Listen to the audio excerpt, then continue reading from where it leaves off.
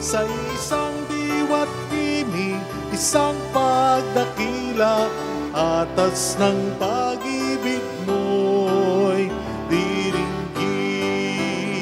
Sa isang diwa't himig, isang pagdakila, atas ng pag-ibig mo'y diringgin.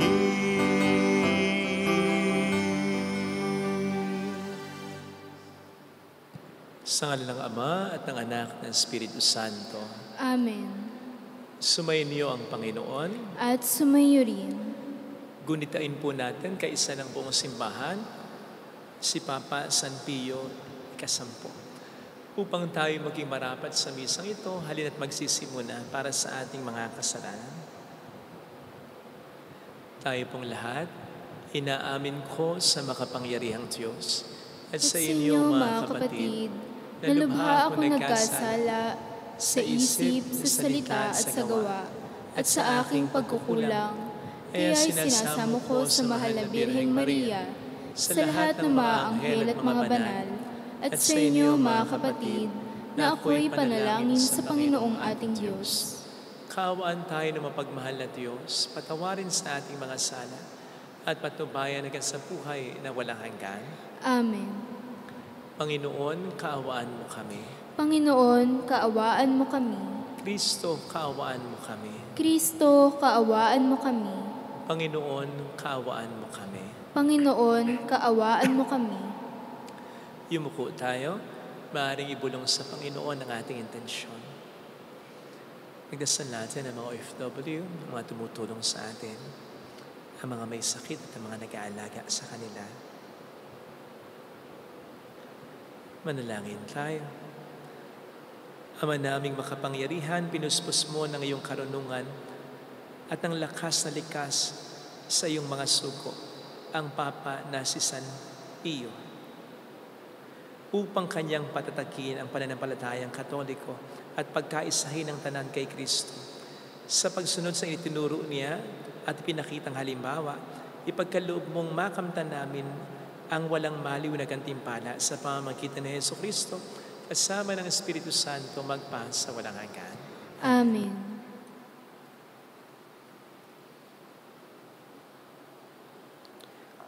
Ang salita ng Diyos mula sa aklat ng mga hukom. Noong mga araw na iyon, ang Espiritu ng Panginoon ay lumukob kay Jefte. Nagpunta siya sa Galaad at Manases.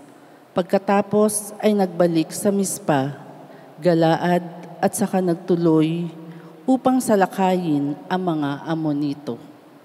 At nangako si Jefte sa Panginoon ng ganito, kapag niloob ninyo na malupig ko ang mga Amonitong ito, susunugin ko bilang handog sa inyo ang unang sasalubong sa akin pag-uwi ko. Sinalakay nga ni Jefte ang mga Amonito at pinagtagumpay siya ng Panginoon. Nalupig nila ang mga kalaban at nasakop ang 20 lungsod mula sa Aroer sa palibot ng Minit hanggang sa Abel-Keramim. Marami silang napatay na Amonito. Nang magbalik si Jefte sa Mispa, sinalubong siya ng anak niyang babae na sumasayaw sa saliw ng kanyang tamburin. Siya lamang ang anak ni Jefte. Nang makita siya ni Jefte, hinatak niya ang kanyang kasuotan at buong paghihinagpis na sinabi, "Anak ko, kay bigat na bagay nitong ginawa mo sa akin ngayon. Naipangako ko sa Panginoon na ihahandog ko sa Kanya ang unang kasambahay kong sasalubong sa akin ngayon." Sumagot ang anak ni Jefte, "Kung nakapangako kayo sa kanya, tuparin ninyo, yabang niloob niyang magtagumpay kayo sa inyong mga kaaway na mga Amonito. Ngunit may isa lamang po akong ipapakiusap sa inyo. Bayaan ninyong isama ko sa bundok ang aking mga kaibigan upang ipagluksa ko ng 2 buwan ang aking pagkadalaga." Pumayag naman si Jefte na umalis ng 2 buwan ang anak niya. Nagpunta nga ito sa bundok, kasama ang kanyang mga kaibigan, upang ipagluksa ang kanyang pagkadalaga, pagkat mamamatay siya nang hindi magkakaasawa. Pagkaraan ng 2 buwan, nagbalik siya sa kanyang ama at isinagawa naman nito ang kanyang pangako sa Panginoon. Ang salita ng Diyos. Salamat sa Diyos. Handa akong naririto upang sundin ang loob mo. Handa akong naririto upang sundin ang loob mo. Mapalad ang taong may tiwala sa Diyos at sa Diyos-Diyos ay hindi dumudulog, hindi sumasama sa nananambahan sa mga nagkalat na Diyos-Diyosan. Handa akong naririto upang sundin ang loob mo. Ang mga panghandog pati mga hain at mga hayop na handang sunugin, hindi mo naibig sa dambana dalhin, upang yaong salay iyong patawarin. Sa halip, ang iyong kaloob sa akin ay ang pandinig ko upang ikay dinggin. Handa akong naririto upang sundin ang loob mo. Kaya ang tugon ko, ako'y naririto, nasa kautusan ang mga turo mo. Ang nais kong sundi iyong kalooban, ang aking itatago, sa puso ang aral. Handa akong naririto upang sundin ang loob mo. Ang pagliligtas mo'y aking inihayag, saan man magtipon ang iyong mga anak. Di ako titigil ng pagpapahayag. Handa akong naririto upang sundin ang loob mo.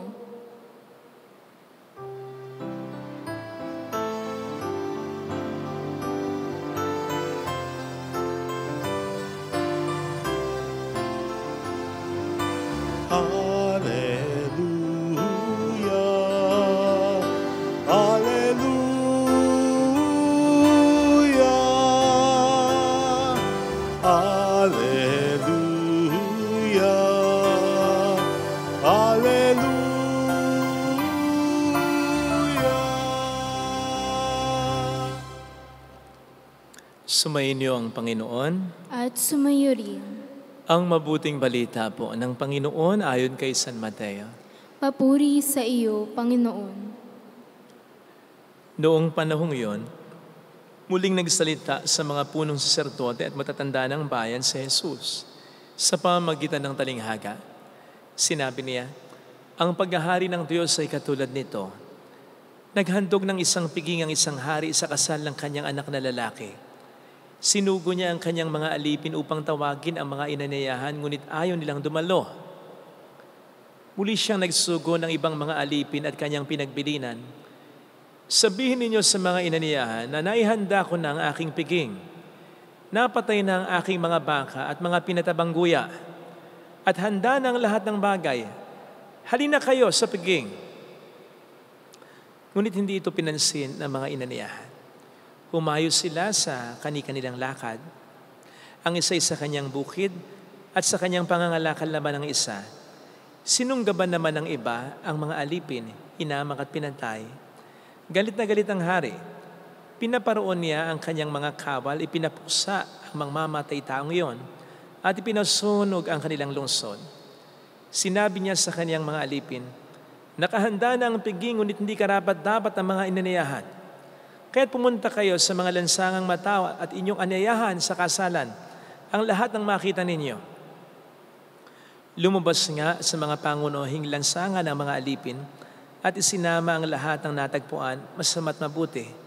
Ano pat na puno ng mga panauhin ang bulwagang pangkasalan. Pumasok ang hari upang tingnan ang mga panauhin at nakita niya roon ang isang taong hindi nakadamit pangkasalan. Kaibigan, bakit ka pumasok dito nang hindi nakadamit pangkasalan? Tanong niya. Hindi nakaimik ang tao. Kaya't sinabi ng hari sa mga katulong, gapusin niyo ang kanyang kamay at paa at itapon siya sa kadiliman sa labas. Do'y mananangis siya at magangalit ang kanyang ngipin. Sapagkat marami ang tinatawag, ngunit kakaunti ang nahihirang. Mga kapatid, ang mabuting balita ng Panginoon. Pinupuri ka namin, Panginoong Jesucristo. Welcome sa Our Lady of Lasal at Quasay Parish kung saan ayos lang umiyak. Kasamahan tayo ng mahal na ina sa pag-iyak at sa pagdarasal upang maging maayos ang lahat. Narinig po natin sa ating binasang Ebanghelyo ang talinghaga tungkol sa paghahari ng Diyos. At sabi ni Jesus, ito raw ay parang isang kasalang inorganisa ng hari sa kanyang anak na lalaki. Napaka-importante nito. Kaya nakapagtataka na may umisnab sa imbitasyon na ito.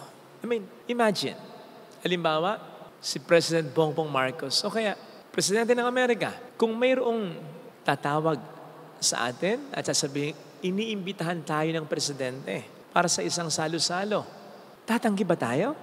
Sasabihin ba natin busy tayo? May iba tayong pupuntahan? I don't think so.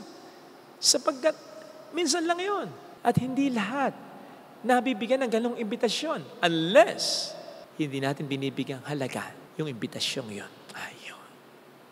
Dito po papasok sa palagay ko ang isang malaking problema tungkol sa mga Katoliko o Kristiyanong hindi nagsisimba. Sapagkat ang pagsisimba ay maliwanag na paghahari ng Diyos sa mundong ito. Na kung makikita lang po sana natin ang nagiging grasya na tinatanggap natin kung papaanong ang Panginoon ay bumababa sa ating piling. Kung papaanong ang mga anghel sa kalangitan at ang mga banal ay nakikipagdiwang kasama natin.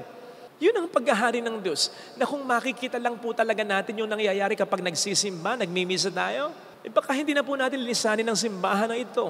Kahit anong simbahan. Basta may misa. Kahit di aircon. Kahit hindi natin gusto yung style ng pare sa pag-sermon. At kahit hindi maayos yung choir, kung makikita lang talaga natin yung biyayang tinatanggap natin kapag nagmimisa, nagsisimba tayo, panghihinayangan natin ang hindi makapagsimba. Maniwala kayo. Hindi ko po gawa-gawa ito. Hindi pang-brainwash ito. Ang Panginoon mismo ang nagsabi. Siya ay sumasa atin sa pamamagitan ng banal na Eucharistia. Kaya nga po kaming mga pare, nagmimisa kahit isa lang ang aming kasama. Sapagkat alam namin, naniniwala kami sa grasya na tinatanggap natin. Yun ang nami-miss talaga ng mga hindi nagsisimba. Na hindi ko naman din alam kung paano nila ipapaliwanag yan sa Poong May Kapal kapag nakaharap na sila. Lalo pat isa sa mga 10 utos. Ayang, magsimba tayo. Hindi mo naman po pwedeng sabihin hindi inaanyayahan. Sigurado ko may iba dyan na nakarinig na may nagsabi sa kanila, magsimba tayo. Sigurado ko may iba dyan na halos pilitin na o halos pagalitan na. Magsimba ka naman. At sigurado ko na marami sa mga hindi nagsisimba ang nadadaan sa simbahan, ang nasusulepan ng simbahan, na inaakit sila, hinihimok sila, pumasok ka na, magsimba ka na.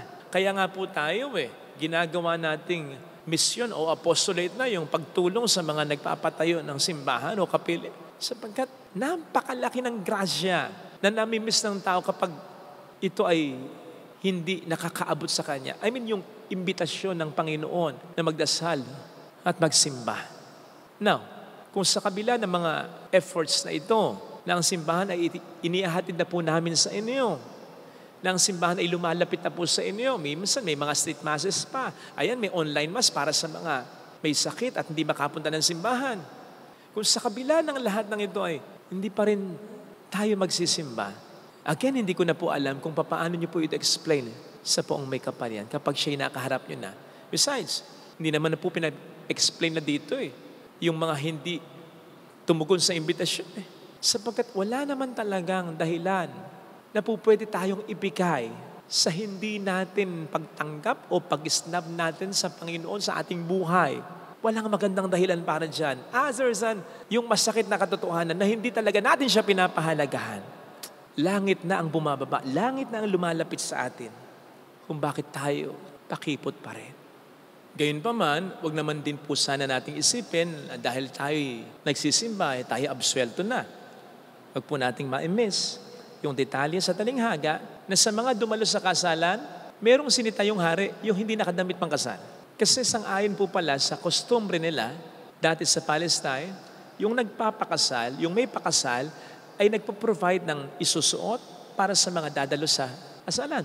Ito ngayon yung ibibigay bago sila pumasok sa bulwagan na dapat nilang isuot bilang respeto dun sa nagpapakasal o sa nagpakasal o sa may pakasal. Kaya galit na galit yung hari Dahil umattend yung isang panauhin ayon sa gusto niya, hindi ayon sa gusto ng may pakasal. Hindi umayos. Inaayos siya, binibigay yung costume sa kanya, binibigay yung attire sa kanya, hindi niya sunuot. Walang respeto, walang paggalang at walang pagpapahalaga. And this should serve as a reminder for all of us who are regular mass churchgoers. Umayos tayo sa pag-attend natin ng banal na misa, sa pag-attend natin sa pag-anyaya ng Panginoon sa atin na siya'y makaisa. Hindi tayo po pwedeng umattend ayon sa kagustuhan natin. Yung gusto lang natin, ang isusuot natin, yung gusto lang natin, ang magiging attitude natin, yung gusto lang natin, ang magiging disposition natin. No! Kailangan ito'y naaayon sa gusto ng Panginoon natin. Ay, isipin nga po ninyo, sa tingin po ba ninyo gusto ng Panginoon na kayo nagsusuot ng maikli? Kahit na, wag nyo nang isipin yung pwedeng bumawal sa inyo eh.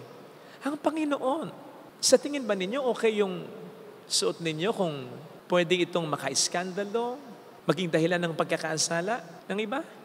Sa tingin ba ninyo, okay sa Panginoon, yung nakikipagkwentuhan tayo, yung maingay tayo, at cellphone tayo ng cellphone, kahit nasa loob na tayo ng simbahan, at malapit nang magsimula ang misa, lalong-lalo na habang nagmimisa? At sa tingin po ba ninyo, most importantly, gusto ng Panginoon yung simba lang tayo ng simba, pero ganun pa rin naman ang ating buhay, marami pa rin pagkakasala, ni hindi mabawasan, mas lumalala pa. Don't get it wrong, maliwanag ang sinasabi sa talinghaga sa Ebanghelyo na lahat ay welcome. Come as you are, sabi nga nila. Pumunta ka, pumasok ka ng simbahan, lumapit ka sa Kanya, kung sino ka. Pero hindi pwedeng manatili ka sa kung sino ka nang pumasok ka, sa kung sino ka nang dumulog ka sa Kanya, sa kung sino ka nang nagsimula ka magsimba, na bumilang na ng maraming araw, buwan at taon, ay ganun ka pa rin. Hindi pwede yun. Dahil kaya tayo inaaniyahan ng Panginoon ay upang tayo sa Kanya ay mapalapit o makipagrelasyon. Tayo actually ang gusto niyang pakasalan. At hindi po pwedeng walang mabago sa ating buhay kung papasok tayo sa isang malalim na ugnayan sa Panginoon. Hindi po pwedeng walang mabago sa atin. Kasi yun ang magiging indikasyon na meron na nga tayong relasyon sa Panginoon. Yun po, mga kapatid, ang dahilan ng pagbaba talaga ng Panginoon mula sa langit, papunta dito sa atin, mula noon hanggang ngayon. Ang tayo ay magkaroon sa Kanya ng relasyon. Paunlakan na po saan natin ng Panginoon. Huwag natin sayangin ang pagbaba niya, ang paglapit niya, ang pakikipagrelasyon niya, sapagkat hindi naman po din ito habang panahon. Ito sana ang ating pagdasal na biyaya sa ating banal na pagdiriwang ngayon. Lagay natin ang ating kanang kamay sa tapat ng ating puso.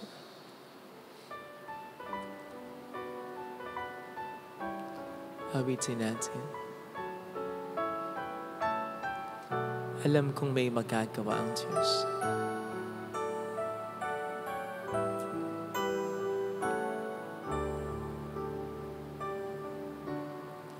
Alam kong Makapangyarihan siya. magagawa ang Diyos. Alam kong may magagawa ang Diyos. Alam kong Mapagmahal may siya. magagawa Maawain siya. ang Diyos. Kung ako'y magtatapat, Kung ako'y magtatapat sa Kanya'y maglilingkod. Sa Kanya'y maglilingkod. Alam kong may magagawa ang Alam Diyos. kong may magagawa ang Diyos. Alam kong di rin kinang Diyos ang samo ko, Alam kong sapagkat mahal niya ako. diringgin ng Diyos ang samo ko. Alam kong di rin kinang Diyos ang samo ko, Alam kong diringgin ng Diyos sapagkat anak niya ang ako. samo ko. Kung ako'y magtatapat, Kung ako'y magtatapat sa Kanya'y maglilingkod. Sa Kanya'y maglilingkod. Alam kong di rin kinang Diyos ang Alam samo. kong diringgin ng Pumikit tayo. Diyos ang samo ko. Panginoon, maraming salamat sa lagi mong pagtsatsaga para abutin kami, para makapiling kami, para baguhin kami, para iparamdam mo noon pa man ang iyong pag-ibig sa amin. Pasensya na sa mga pagkakataon na ito hindi namin binibigyan ng halaga. Hindi namin siniseryoso ang pagdarasal, lalo na ang pagsisimba. Minsan kinatatamaran pa namin, minsan hinahatak pa namin ang mga paa namin, minsan pinangihinayangan pa namin. Di namin alam yung biyaya na nawawala sa amin. Panginoon, sana ma-realize din po ito ng mga tao na gusto naming magbago, na gusto naming mahatak na nasa simbahan upang mabago mo rin ang mga ito. Hallelujah! Purihin ang Diyos. Hallelujah! Pasalamatan siya. Siya ay muling babalik sa atin. Hindi ka niya iiwan. Hindi ka niya pababayaan. Naniwalaan mo yan. Hallelujah! Purihin ang Diyos. Hallelujah! Sa takdang panahon, babalik ang Panginoon upang tayo ay kunin tapat siya sa kaniyang mga pangako sa atin. Sabihin mo sa sarili mo, mayroong magandang mangyayari sa iyo. Higit pa sa inaasahan mo sapagkat mahal ka ng Diyos ng pangalan. Kung lalapit ka kay Jesus, maaaring matagal, maaaring maging mahirap, pero magiging maayos din ang lahat. Kay Jesus, mayroong magandang mangyayari sa iyo.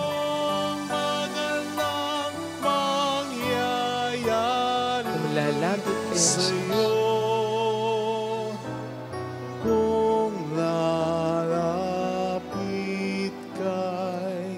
sa Ama at sa Anak at Espiritu Santo. Kapara noon sa una, ngayon, magpakailanman, magpa sa walang hanggan. Amen. Pag-aalay.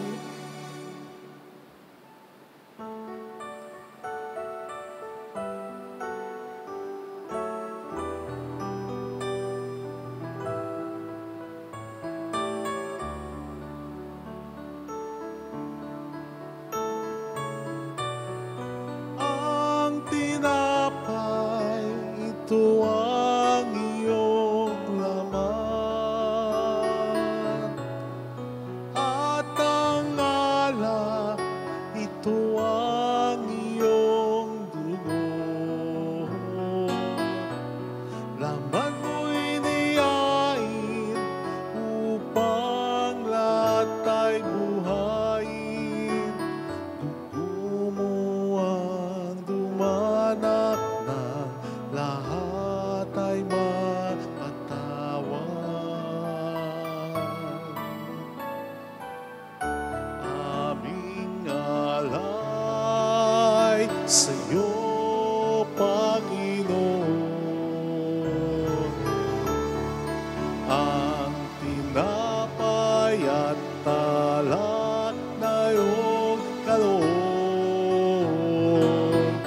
upang gunitain ang iyong buhay na inialay nang tayo'y magdiwang bilang isang sambayanan.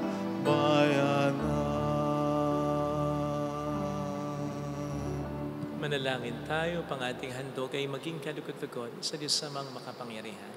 Tanggapin nawa ng Panginoon itong paghahain sa iyo, mga kamay, sa kapurihan niya at karangalan, sa ating kapakinabangan at sa buong sambayanan niyang banal.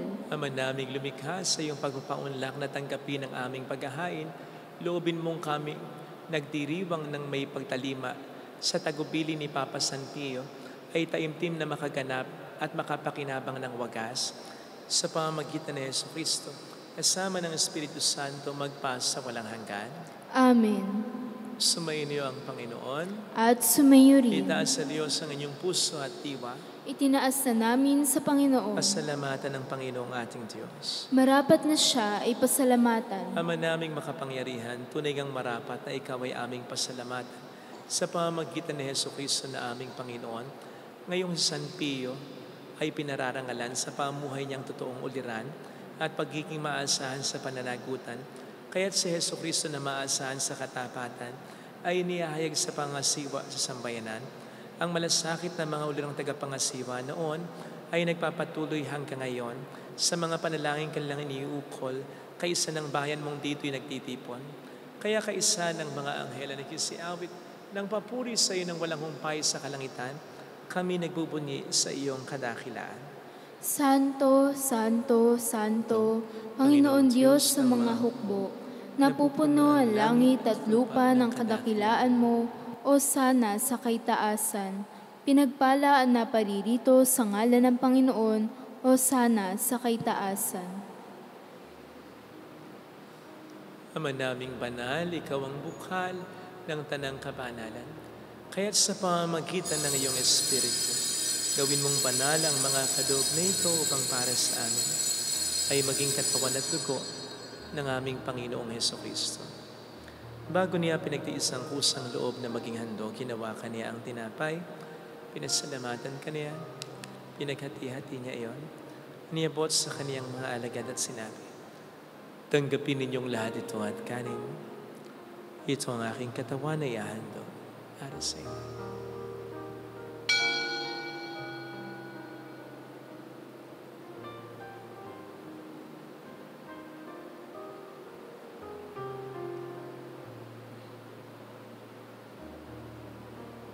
Ngayon din naman ang matapos ng hapunan, hinawakan niya ang kalis, muli kaniyang pinasalamatan.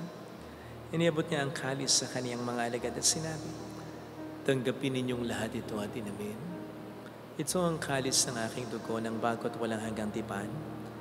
Ang aking dugo na ibubuhos para sa inyo at para sa lahat, sa ikapagpapatawad ng mga kasalanan. Gawin niyo ito sa pag-alala sa akin.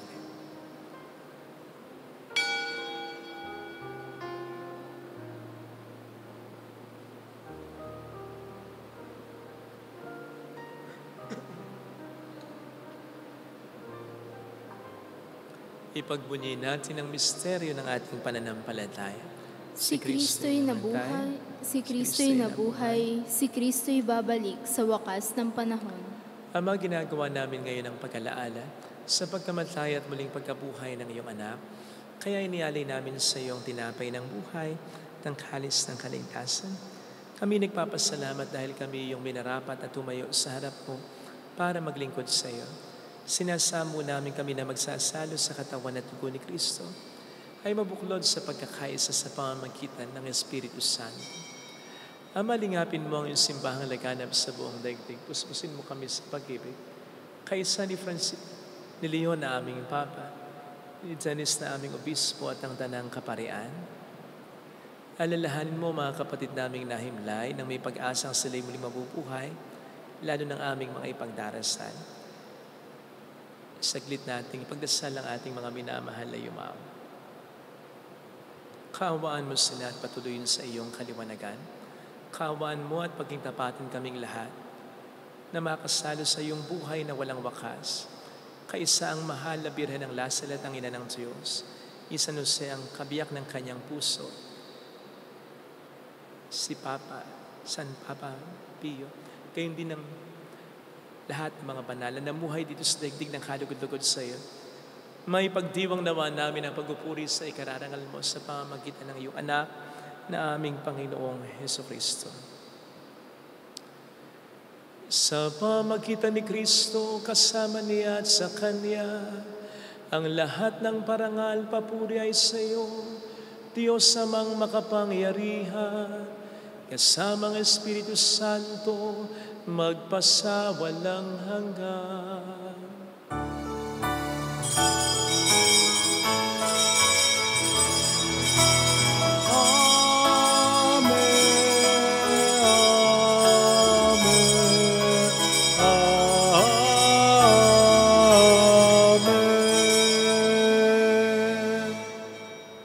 Tumawag tayo sa ating Ama.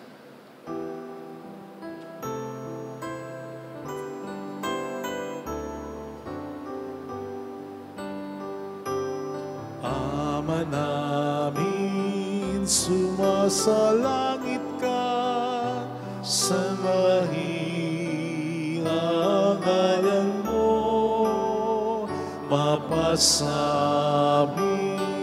ang kaharian mo, sundin ang loob mo dito sa lupa para nang sa langit.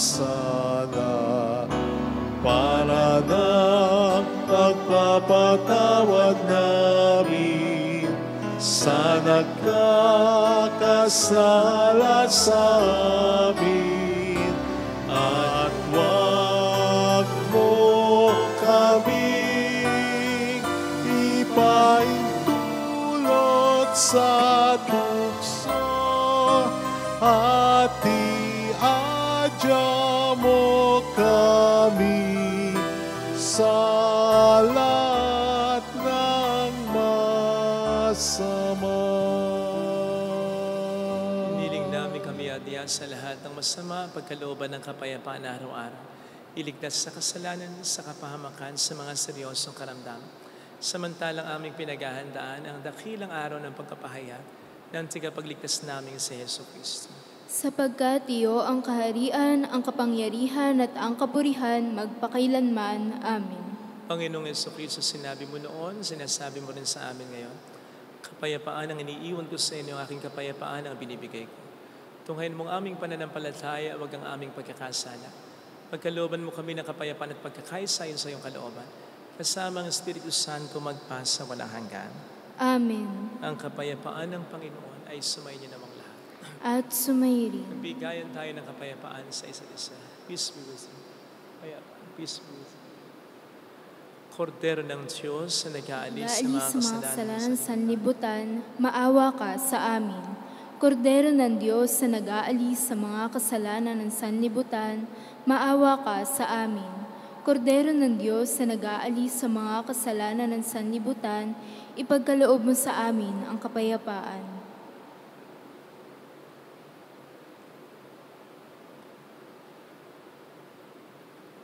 Narito sa harap natin ang Panginoon ng ating buhay at kaligtasan. Mapalad tayong inaanayahan. Panginoon, hindi ako karapat-dapat na magpatuloy sa iyo, ngunit sa isang salita mo lamang ay gagaling na ako.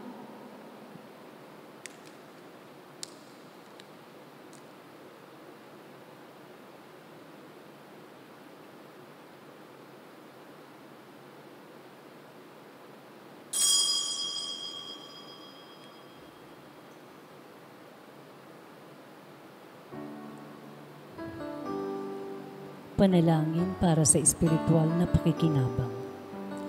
Panginoong Hesus, ako ay naniniwala na ikaw ay nasa kabanal-banalang sakramento. Iniibig kita ng higit sa lahat at ninanasa kong tanggapin ka sa aking kaluluwa. Sapagkat sa mga sandaling ito, hindi kita matatanggap sa sakramento. Tumuloy ka sa espiritu sa aking puso. Niyayakap kita na para bang naririto ka na. Inaalay ko ng buong buo ang aking sarili sa iyo. Huwag mong hayaang mawalay ako sa iyo. Amen.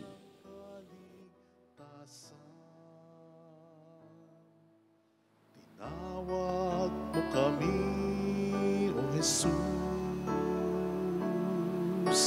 sa katawan mong niyakap din namin ang pananagutan, mabuklod sa pagmamahalan. Narito sa iyong piling ang iyong bayan, katawan, buhay sa aming landas. Banal na bansa at sambayanan, binuklod ng Ama sa Kanya.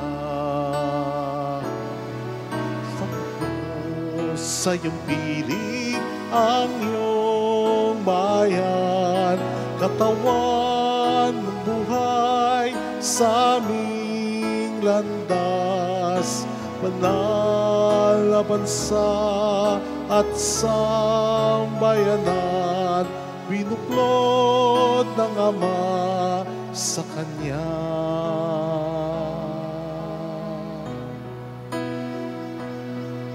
Binuklod ng Ama sa Kanya.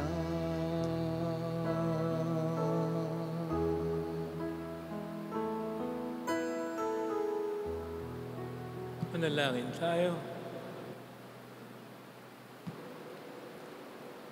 Ama naming mapagmahal, sa paggunita namin kay Papa San Pio, kaming nagsalo-salo sa banal na hapag ay magkaroon nawa ng pananampalatayang matatag at pagkakaisa sa pag-ibig mong matapat sa pamamagitan ni Jesucristo, kasama ng Espiritu Santo magpasa walang hanggan. Amen. Holy God, Holy Mighty One, Holy Immortal One. Have mercy on us and on the whole world. Holy God, Holy Mighty One, Holy Immortal One. Have mercy on us and on the whole world. Holy God, Holy Mighty One, Holy Immortal One. Have mercy on us and on the whole world. Jesus, King of Mercy. We trust in you. Alalahanin, o mahal na Birhen ng Lasalet, ina ng pag-asa, ikaw ang nagpaalala sa aming magbalik loob sa Ama. Ito ang nagpapatunay na ang kagandahan loob mo'y nananatiling busilak. Sa pag-aaruga mo sa amin, tungkulin mo'y tinupad. Sa paanan ni Kristo, itinuri mo kaming mga tunay mo anak. Kaya ninais mong ni Isay huwag mapahamak. Maging sa iyong walang tigil na pananalangin, pati luhay pumatak. Huwag namang mawalan ng saysay ang iyong paghihirap. Hiling nawa namin sa iyo, o aming inang niyag, na matapos ang pakikibaka namin sa mundong ito at sa pananatili naming tapat kay Kristo, sa kapurihan mo'y makibahagi kaming ganap upang kung nasaan ka ngayon ay maparoon din kaming lahat at ang kaganapan ng kalwalhatian ng Diyos sa Amay tuluyang matupad, siya nawa. Mahal na Birhen ng Lasalet, tagapagkasundo ng mga makasalanan. Ipanalangin mong walang patid kami mga dumudulog sa iyo. Maraming salamat po sa inyong pakikisa at sa mga tulong na binibigay po ninyo. Katulad ng sabi ko sa homilya, para makatulong din tayo sa iba, lalo na yung mga kinakailangang ipagawa ang simbahan at kapilya. Salamat po. Sumainyo ang Panginoon. At sumayo rin. Pagpalain kayo kasama ng ating pamilya na mapagmahal at Diyos, ng Ama at ng Anak, ng Espiritu Santo. Amen. Pumayo tayo sa kapayapaan ni Kristo. Salamat sa Thank Diyos. you.